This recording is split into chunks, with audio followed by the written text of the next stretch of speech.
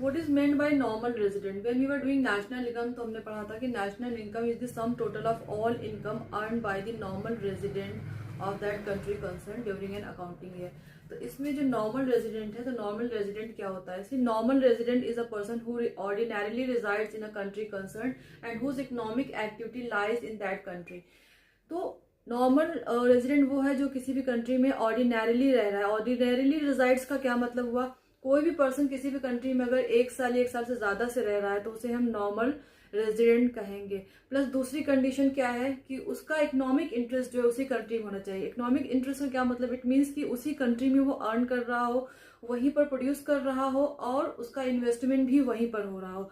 तो कोई भी इंडिविजुअल किसी भी कंट्री में 1 साल से ज्यादा रह रहा हो और उसका इकोनॉमिक इंटरेस्ट यानी कि प्रोडक्शन, अर्निंग, इन्वेस्टमेंट भी उसी भी कंट्री में हो, तो हम क्या कहेंगे? वो पर्सन उस कंट्री का नॉर्मल रेजिडेंट है। फॉर एग्जाम्पल, इंडिया से कोई एक इंडिविजुअल अमेरिका जाता है, यूएस जाता है, वहां पर उसको रहते हुए 1 साल हो गया या 1 साल से ज्यादा हो गया और अब वो वहीं पर अर्न कर रहा है, वहीं पे प्रोडक्शन कर रहा है या जो भी इन्वेस्टमेंट कर रहा है उसी कंट्री में कर रहा है, तो वो अमेरिका का नॉर्मल रेजिडेंट कंसिडर किया जाएगा।